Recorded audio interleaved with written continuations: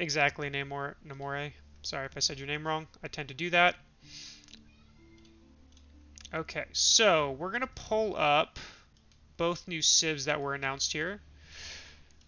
So for those of you who, like I said, they announced 2 civs. They are going to be free. You do not have to buy them, which is nice. And they come out October 25th. It's just an Elias, I don't care. Yeah, I know, but I like to say it correctly if I can. The 2 civs are the Ottomans and the Malians. I'm probably saying that wrong. You guys will just have to get over my mispronunciation. I'm very good at doing that. So, I have read through these, of course. I am very excited about both of these civilizations. I think they both sound like they're going to be really fun to play with. I'm going to give you guys a spoiler, though. This is me just telling you from the... This is just pretend I'm from the future here. The new civs are going to be overpowered on launch. I just know it. They always are. In Age of Empires 2 and 3, the new civs were always broken on launch. Prepare for that. And then they'll be quickly nerfed, and we'll see where they go from there. So I'm just going to go... Oh, I guess I'll just read and go from there. So, for those who don't know, by the way, Age of Empires 3 Ottomans, and I was curious if they were going to do this in Age of Empires 4, which they kind of are. In Age of Empires 3, the Ottoman Empire was able to get villagers for free. So they created villagers completely free, and it was actually balanced, believe it or not. It wasn't a broken. And so I was curious if they were going to do something similar to the Age of Empires 4 version, and they did by having free units instead. Sounds like they may be banned from tourneys. No. The Red Bull confirmed in their Red Bull Discord that Ottomans and the Malians will be playable in the tournament. So players can play those civs. Alright, let's go over the Ottomans here. So the Ottoman civilizations benefit strongly from the military prowess, imperial council system, as well as their unique military school system. They span the years from pre-imperial Ottoman Empire to the 11th century. Don't care about that too much. I mean, I personally don't. I will be Ottoman expert. Yeah. Well, so their reasoning for it was, I guess I'll just say this. Their reasoning is because you can play the new civilizations in the pup coming out next month. So pros and everyone, it's public for people who own the game on Steam, can play the new civs next month on the pup server, which is the public... I don't remember what it stands for, but it's the public server. So they're going to have a couple weeks at least to practice the new civs on that server before, the event or whatever. So expect to see that. The public update preview. Thank you, Kendall. So we'll all get to try that out next month and get plenty of practice on them. The big concern, and this is what Beastie said earlier in his stream, and I actually didn't think about it till he said it, is he mentioned one concern he had was a game-breaking bug coming with that update because it's during the event. And that is something to be concerned about, right? They're adding 2 new civs. They're going to do a bunch of changes at once. What bug is going to come out of that? Now, it doesn't affect us normal people too much because we're not playing a big tournament, but for the people at the event, that could be a little concerning if a big glitch comes in because, it's a $300,000 tournament. You don't want to be playing in that and then have a bug screw you out of a game. So that is a little concern because it's coming out like the day before the event. So it'll be interesting to see. Hopefully there's no bugs. That's the only concern. If they can release it without any bugs, then we're Gucci, I say. Hopefully if there are any, it's found in the pup server and they're fixed. All this bug and balance stuff is just us sweaty players thinking of possible issues. I'm not concerned about balance. The new civs are going to be overpowered. I'm convinced of that. Nothing can convince me otherwise. It's the bugs that would concern me more for the tournament than anything else. Okay. So we don't really care about this. Let's go over playing the Ottomans. They're going to be in the Wololo in general. You can play them from day 1 to the finals. So yes, I think we're going to see these new civs in the tournament 100%. So the Ottoman civilization is heavily dependent on their military expertise gaining the upper hand in battle with production bonuses and large gunpowder siege weapons available. I'll go over my opinion on that in a second. The Ottomans can appoint powerful viziers to their imperial council, which give them access to 9 unique technologies. I'm really curious what those technologies are, because they told us information, but they didn't give us enough information on what these civs can do, and I really hope we get some really cool stuff tomorrow. Interesting. BC doesn't think they will include them. They announced it in the Red Bull Discord. They announced that the new civs will be playable at Red Bull Wololo. Like, it's in their Discord. This was after BC gave his opinion, or that he doesn't think they're going to be used. So just as an FYI. They posted it today.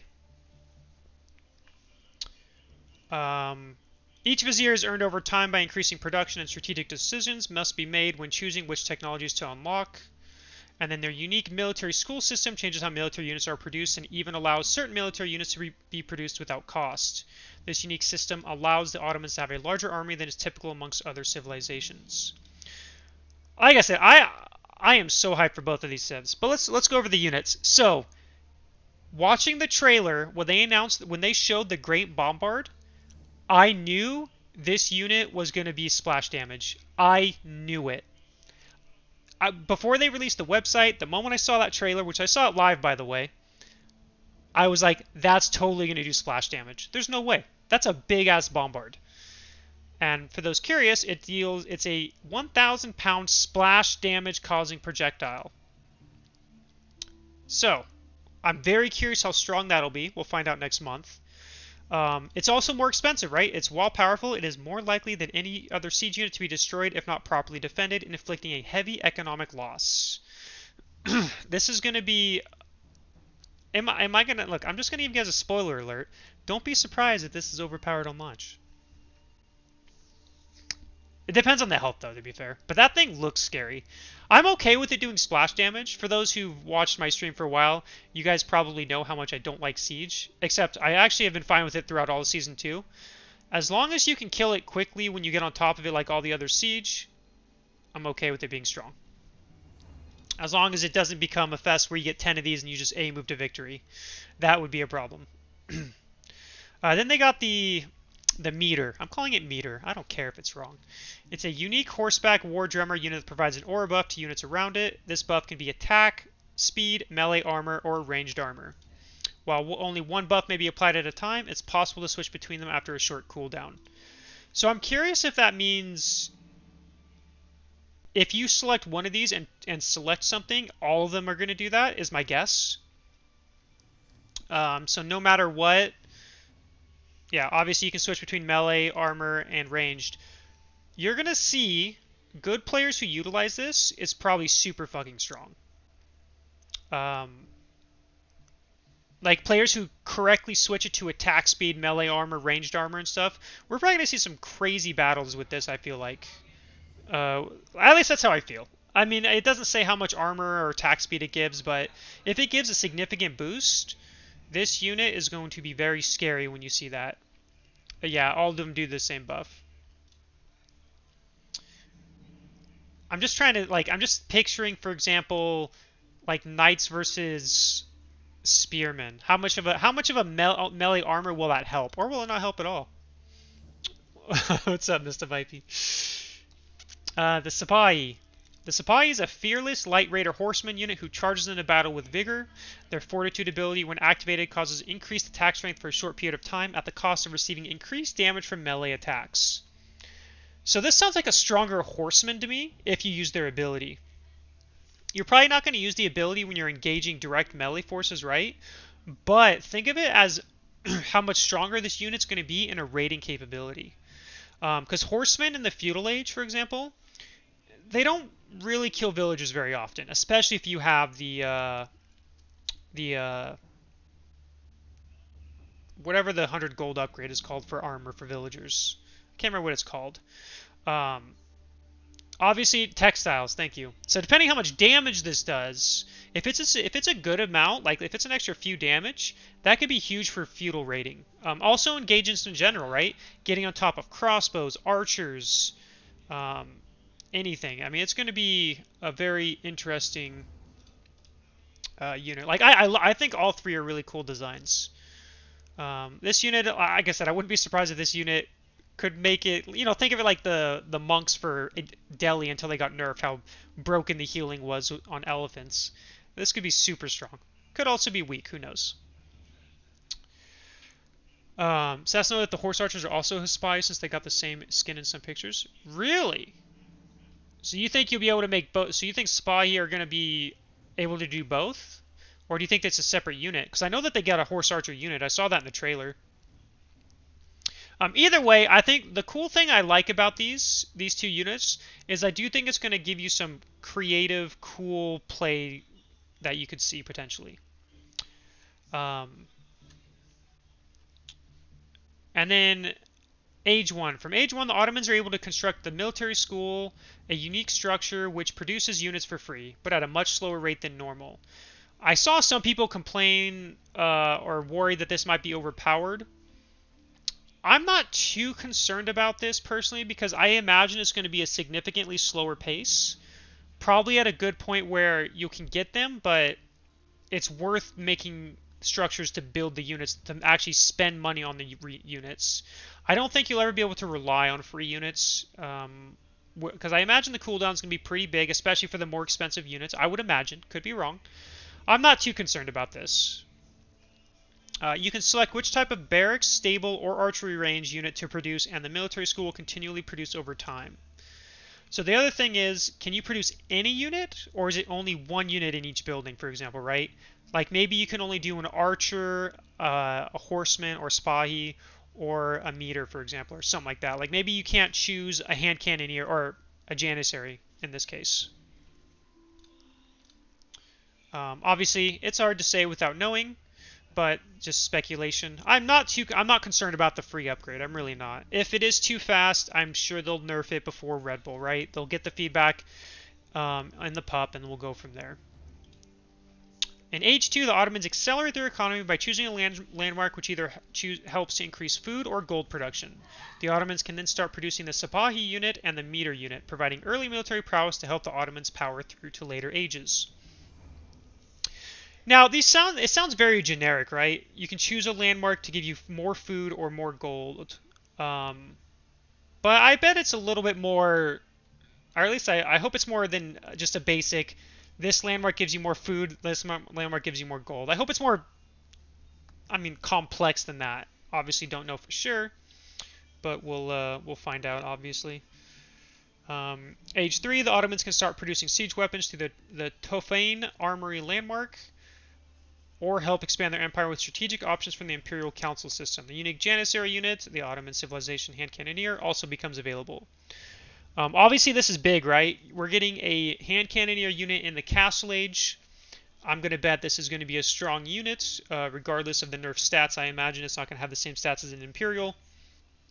I'll be curious. So the Tofane Armory landmark kind of makes me think of the China clock tower, right? Where you can just make siege from it. So I wonder if it has any other bonus with it or if it's the same. And on the other side, the Imperial Council system, what upgrades are in there that maybe you'd want to prefer to pick that over the armory, right?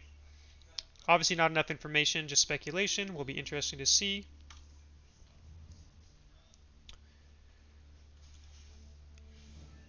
And then in Age 4, the Ottomans are in full production to fuel their military force, and with their landmark choices, the players either increase unit production speed or faster traders. With even more resources on their disposal, the Ottoman army can dominate the field and flatten enemy towns with the greatest siege engine of its time, the Great Bombard. Interesting thing here. In the trailer, so I'm not going to go over the trailer because I'm sure everyone's seen it, but if you watch the trailer, you can see the horse archer unit for the Ottomans. I think it's the Ottomans. I'm pretty sure it's not the Malians. But they don't show it in this screenshot. They show, I guess they aren't showing the hand cannoneers either. And they don't show it here, but it looks to me that the Ottomans are getting at least 4 unique units. If you count the Janissary, then 5, but so that's very, I think it's really cool how many unique units they gave them, because I thought it was only going to be like 2 or 3, but they really gave a lot of units for free, which I think is really interesting. Alright, so that is the Malians. Or that's the Ottomans. Let's look at the Malians now. I bet the people who are like, man, this Blade guy, you just can't say it right. That's how it goes. So the Malians focus on strong economic play, making gold and spending gold, and prefer strategic hit-and-run tactics with their unique infantry units instead of prolonged military battles. This civilization is going to be a civ that, like, I don't think this is going to be a noob-friendly civ, is my guess. Just because you don't want to go into big prolonged military battles like with every other civilization. So Mali, Ripax. Um, so this civilization, in the hands of a good player, I bet this civ is going to be a pain in the ass to play against. Against players who don't utilize their rating and stuff effectively, maybe this civ might be seen as weak, potentially. Obviously, we don't know without seeing their unit strengths, but it'll be very interesting to see. Because if they're not good in direct engagements for very long, then they're going to be a hard civ to get good at, I feel like. I feel like I wouldn't be surprised if I struggle with the civ. And then, so the civilization of the Malians leverages their influence and economic prowess and power their civilization on the road to victory. They're able to construct pit mines on top of gold deposits to automatically generate a steady stream of gold over time and can invest that gold into their unique cattle food system. I'm very curious what that cattle system is. Obviously, the gold, generating a steady stream of gold is just like an uvu. I wonder how fast it gathers gold. So that'll be interesting. I can see some cheesy plays by players, by the way, with this. If you can make, because you can make more than one, by the way. So if you watch the trailer, there's a screenshot that, or there's a moment in the trailer where it shows 2 gold uvus for the Malian player. So imagine what cheeky things they can do. Make one of those gold deposits in the middle of the map, or corner of the map, trying to take your opponents. Just in the early game, just to get that gold from there, so you don't have to, and then keep your gold at home safe, and when you need it. I can totally see that being a thing that players are going to do. They're going to sneak one in, because you can't scout all the gold mines all the time. So that's what I predict will happen. I totally see players abusing the fact that you can build more than one. They'll build the first one in their base, and then they'll sneak a second one or a third one until their opponent gets it, but they're siphoning the gold out of it, right? So any gold that they get out of it is worth it. And then you have to send units to kill. How long does it take to kill this? Who knows? But I expect to see that. I would not be surprised to see a lot of hate for that kind of playstyle, though. Because that's going to be very annoying, right? You're like, okay, time to go to my next gold. Ah, crap, there's this gold vein on it. Oh, man, he's already taken over half of it. Ah, this sucks. Just because you didn't scout it. I totally predict that to be a thing. The Maldians. Alright, so the Malians units at a glance. The Musafati Warrior is a female warrior who excels at ambush and stealth tactics. Their lower health and armor are offset by their high speed and damage, supporting their hit-and-run ambush style of combat. This will be interesting to see how fast it kills villagers, right? Because think about this right now. If you get knights on a pile of villagers, they kill villagers fast, but villagers are, in ways, they're faster than knights, so they can kind of run away. Whereas if this is faster than a knight, for example, and you catch a group of villagers on the corner of the map or something, it might just obliterate them. And that could be very painful. I'll be very curious how fast these are. I imagine they're probably not faster than a knight, but it's just interesting to think about. Because I don't think the Malians even have knights. I don't think they have it, because they don't have armor. Then they have the Javelin Thrower, which is a skilled skirmisher that replaces the crossbowman. It's an excellent counter to range units. They deal bonus damage and have additional range when compared to archers. So that means they obviously outrange archers and crossbows. Because I think archers outrange crossbows. Could be wrong. I'm going to guess it's going to be it'll be an interesting, I'll be very curious how strong this is. For those curious, in Age of Empires 2, they have a skirmisher unit that is a counter to archers.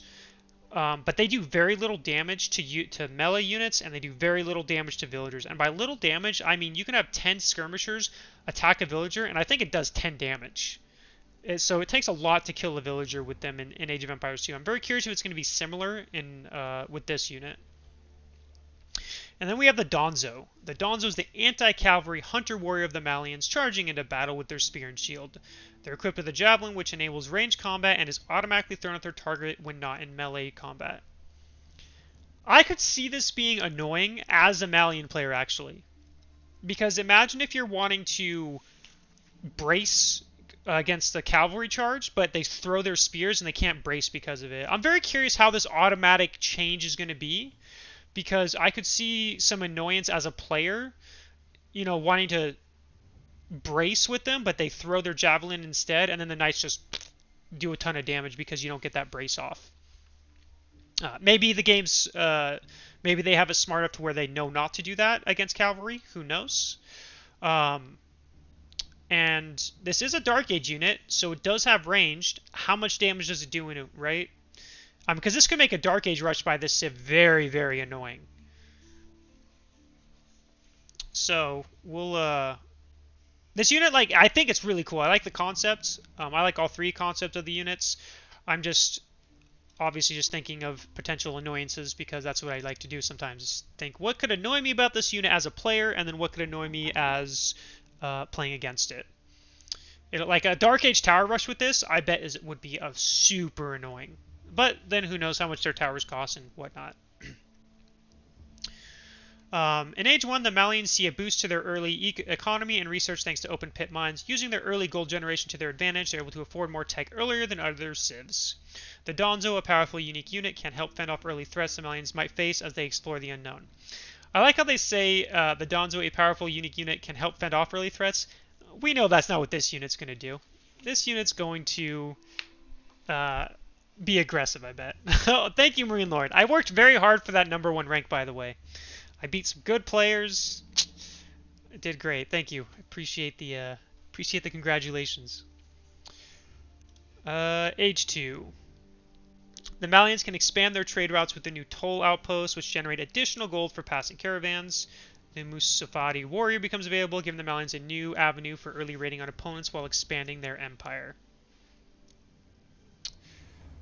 I mean, I'm going to be honest. I don't think the trader thing is going to be a big deal. Just the look of this makes me think this is expensive to build, though. I feel like this is more than 100 wood. But yeah, nothing too unique there. I mean, other than their units. In Age 3, using their accelerated resources, can start producing units en masse by their gold barracks landmark, giving timely reinforcements to expand their hit-and-run raiding ambushes. Expanding technologies for the Sofa horsemen, archers, and Donzo means even more tools to put pressure on their opponent. For archers, the unique upgrade Poisoned Arrows becomes available, causing arrows to inflict additional damage over time. Someone asked what they think will be how they'll deal with Man-at-Arms. My guess would be the Poisoned Arrow. I'll be very curious how much damage that'll do, because I can already picture a very annoying. Imagine running away with your army, but you got poisoned arrows on you, and then half your army dies because they were low health. Which, to be fair, isn't probably going to happen, but will be interesting. Also, I forgot to say one thing that I was going to say about this early gold generation they have. So I feel like this civ is going to be getting their eco upgrades probably quicker than any other civ in the game. Early wheelbarrow, food, gold, wood upgrades. I feel like that's what they're going to be doing. Since you're going to have such a good gold income, there's no reason not to. And then last but not least, in Age 4, Malians can start creating global buffs through their Grayat Bar landmark, giving the player different options to increase their economy, additional firepower to add to their siege attacks, or increase their military production to further hit their opponent from all directions.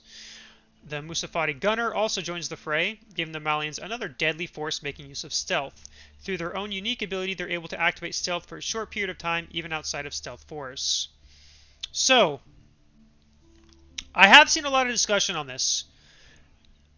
People think that the stealth is going to work like Age of Empires 3 stealth, where you can't see it or attack it until it either runs out, or you have a scout that sees it, or something like that.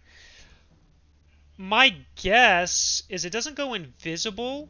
It sounds like it works like in a stealth forest. You just can't see it unless you're super close. And that's kind of how it sounds like to me. Because the way they say they're able to activate stealth for a short period of time, even outside of stealth forest, makes me feel like that's how it's going to be, and not the Age of Empires 3 method, where it's legitimately stealth that's invisible and you can't see it no matter what. I imagine if you have a scout nearby, for example, you can still see it. At least I hope. I mean, it'd be kind of dumb if you couldn't have a way to do it. Hey, what's up, Fitzbro? So that's my assumption, but I could be wrong. Remember the AOE3 balance team designed these civs? I actually did not know that. But my point still stands. I don't... Just the way they word it makes me think it's not going to be like complete stealth like that. If it is, I imagine you'll need scouts just to see it. But I also could be wrong. I can already see the lame things this civ can do, though. Let's pretend that that is legit stealth. Imagine invisible hitting attacks. That's going to be very annoying.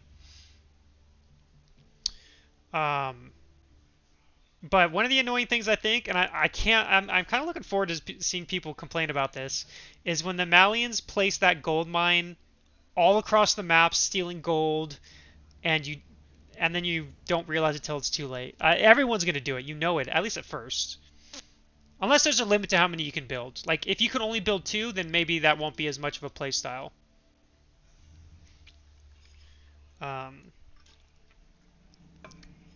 But if you can build as many of those gold generation things as you want, I can totally see gold laming being the thing. Yep, let's go take the gold in the middle.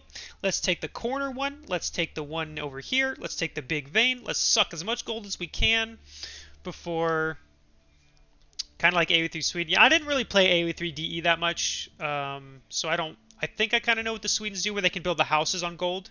I feel like that's what the Malians are going to be able to do. No, they can build more than one drumson. In the trailer, they have 2. You see them have 2. So they might be able... So maybe there's a limit of 2, but if there's no limit, then you're going to see it everywhere. Golden cows, yep. So in general, what do I think of these two civs? I don't know which civ I prefer. I think they both sound like a lot of fun. Malians, I feel like, is probably going to be the more annoying civ to play against. Like, this is the civ I can see people being, like, really annoyed. Like, this is a civ that's going to be annoying to play against. The Ottomans, I feel like, aren't going to be as annoying, but I do feel like they're going to be obviously super strong. I think you're going to see a lot of gimmicky things from Malians compared to the Ottoman Empire. I really, I'm pretty comfortable with that. Just from seeing the units and the specialness and all that, that's what I think. I can't wait to play either of them, though. I'm going to play both, obviously. When the pup comes out, nothing's getting in the way of me playing both civs. Because I think they'll be fun.